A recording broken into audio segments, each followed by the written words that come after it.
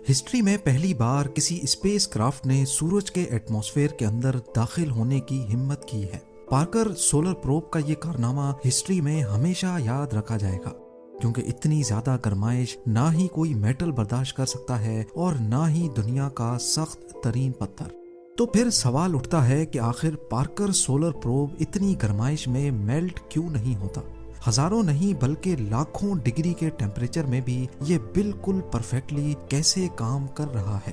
Zeme TV की videos में एक बार फिर से खुशामदीद। नाजरीन, 1900s की शुरुआत में साइंसदानों ने सूरज पर रिसर्च के दौरान एक अजीबो गरीब फिनोमेना नोटिस किया। वो सूरज से निकलने वाली लाइट की वेवलेंथ और उसके कलर से सूरज की गर्माइश का अंदाजा लगा रहे थे। ये काम जमीन से बैठकर ही स्पेक्ट्रोग्राफ की मदद से किया जा रहा था। आपको यहाँ बताते चलें कि लाइट के कलर और उसकी वेवलेंथ का डायरेक्ट कनेक्शन उसके टेम्परेचर से होता है।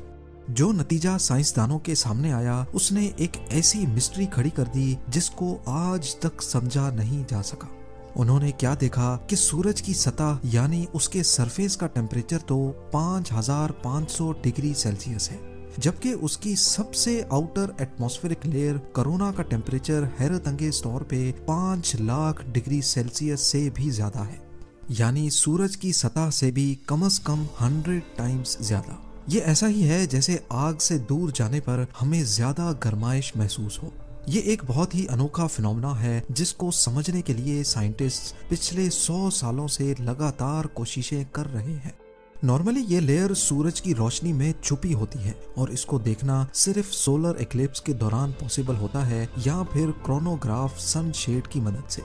1958 में नासा की एस्टेब्लिशमेंट के बाद कई स्पेस मिशंस का आगाज हुआ। एक के बाद एक सैटेलाइट्स और स्पेस क्राफ्ट्स ने पहली बार स्पेस में कदम रखा। लेकिन सूरज के इस अनोखे फिनोमेना को समझने के लिए जरूरी था कि कोई ऐसा प्रोब बनाया जाए जो सूरज की कोरोना लेयर में जाकर जायजा ले और देखे कि आखिर वहां ऐसा क्या चल रहा है। वो प्रोब 5 लाख डिग्री सेल्सियस की गर्माइश में भी सूरज से निकलने वाली रेज पर स्टडी कर सके।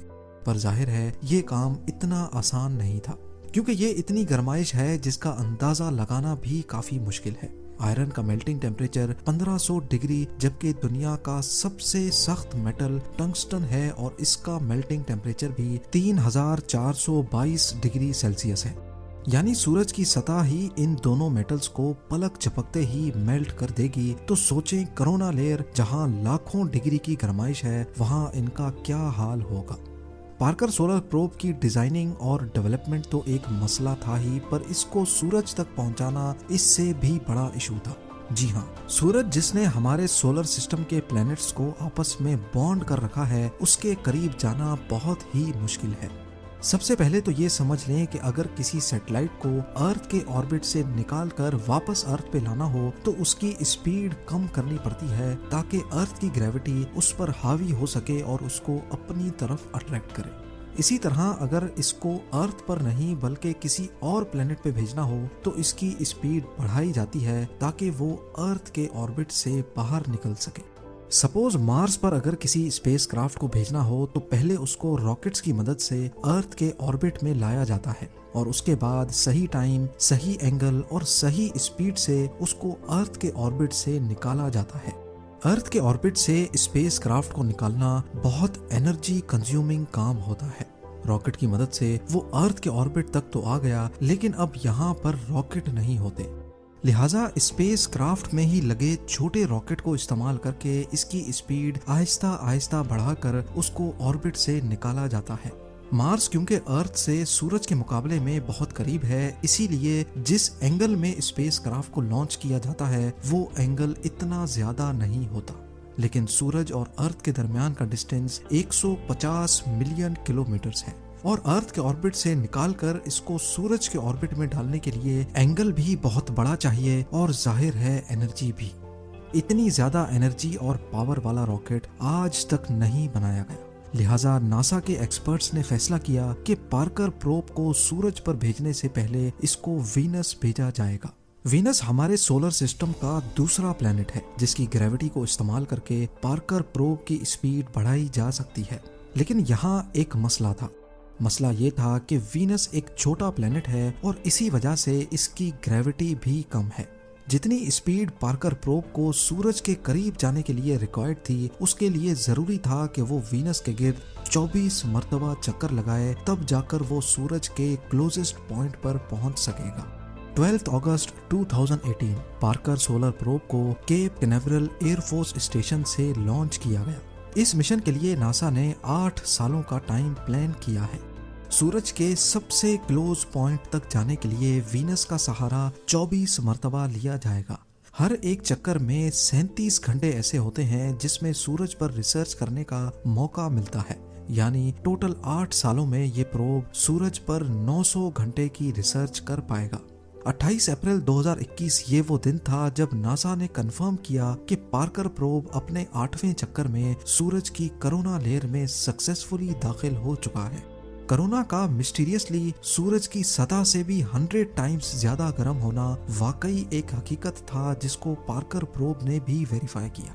लेकिन ऐसा क्यों है? कौन सी ऐसी ताकत है जो मिस्टीरियसली कोरोना लेयर को सूरज की सतह से भी ज्यादा गर्म कर रही है?